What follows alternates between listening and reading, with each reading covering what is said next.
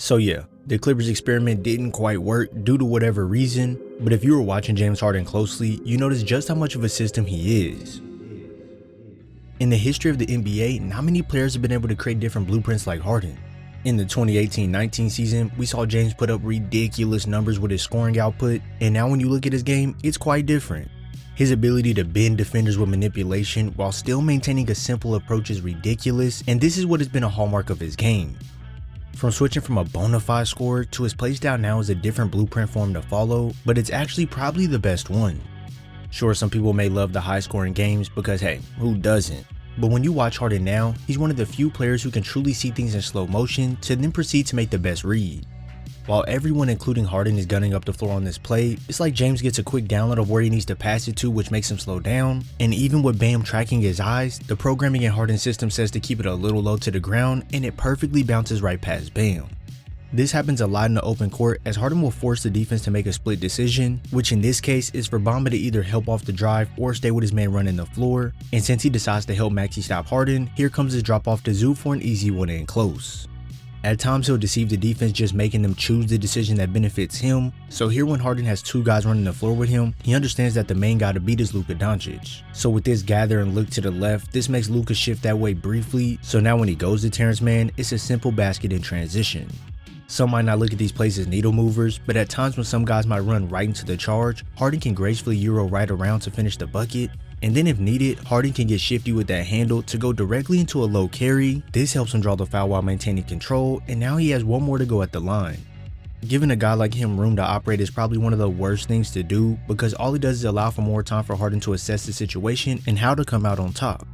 Right here, instead of using sheer speed to get to the rim going either left or right, Harden understands he needs to do something to get a foreshore advantage, so he uses a drop cross to shift Kelly while low carrying to draw the foul, and now it's an and one. In this situation right here, he's not going to go towards the right as Anthony Davis is creeping, and just going at Rui straight up doesn't have the best conversion odds. So with James selecting the Euro as his weapon of choice, he can get the step on Rui towards the rim, and completing this one becomes a lot easier. There's honestly many weapons he can choose from, but when you look at the way Harden can place a pass in this small window to beat an entire defense, this is when you should really lock in. If you watch here, you're going to see Paul George come off a screen set by Kawhi Leonard. Now as the ball goes to Harden, he's looking for a couple things. If K was to go under the screen, then Paul George will flare out to the 3-4 pass, or if K was to go over the top, PG will be curling in for the delivery. As you can see, K decides to stay attached over the top, but unlike a regular curl, PG has to face cut K since he's on the top side, and if Harden isn't ready for this, he could have missed the window to pass this as it went right past K's face. Some of you probably look at this as something easy to do, but moving at NBA speeds and having to send a perfectly timed bounce pass between two is not as simple as it looks. And putting this right on the money in between two defenders where only Kawhi could catch it takes pure high-level skill. Believe me when I say this, not a lot of guys in the league can scan the floor to find an open man quickly or let alone make the decision to then place it right where it needs to be. With Harden dishing out 8 assists this past season, it puts him at 5th in the league, and not only does his passing open up his game, but it also allows his teammates to flow right into theirs. Key example, when coming off the screens, if you leave any amount of space for the roller, then Harden will make sure to lob it right over your head, and now since the defense is so worried about those lob passes, Harden can be granted a wide open lane to then float this up. Granted, if you look closely, these floaters look just like his lobs to his teammates, but nonetheless, his ability to seamlessly choose either between a floater or a lob over the top shows how two different skill sets can play directly off one another. For the defense, it's crucial that they don't play this middle ground like Al Horford, because one, Harden isn't going to drive right into a crowded space, and even if he does, you'll have time to get there. But since Horford is trying to split the ground and show a little help, it actually ends up benefiting Harden and Plumlee instead. Most of the time breaking down lobs has no purpose as they usually happen in a full court or on a regular backdoor cut, but if you watch closely, Harden snakes around this screen, but it isn't just to have his man chasing him. He drags it out more towards his left side so the big would have to step further away from the middle as Plumlee cuts through, and bada bing, it's money team. With most guards in the league, they would probably choose to throw the lob at this exact moment, but with Harden's team not fully committed and the ball having to travel a longer distance, it could potentially be broken up at the rim. So Harden decides to get deeper in the paint while taking iHeart out the game and throws this lob at the very last second.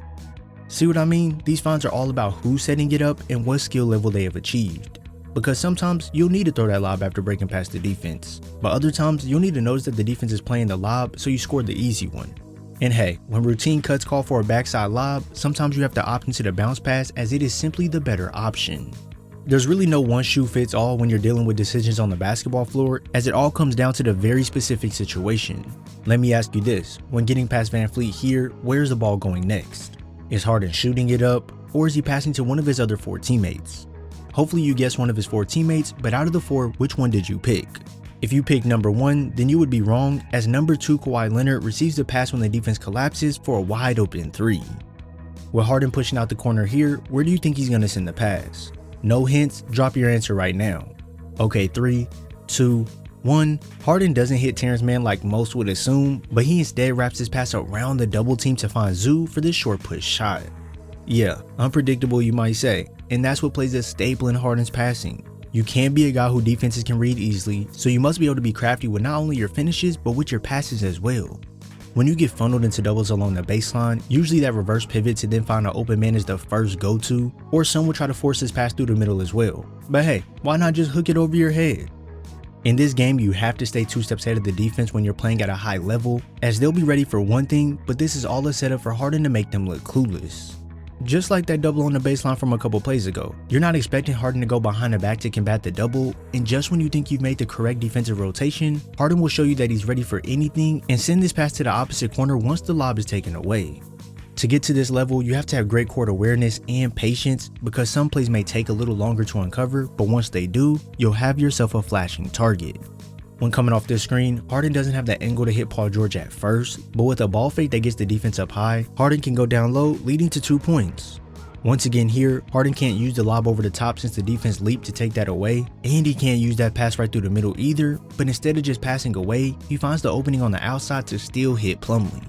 As you can see in those plays, you have to have the patience to let the play develop, creativity to catch the defense off guard, and you must be effective in multiple ways so you can deceive the defense every trip down the floor.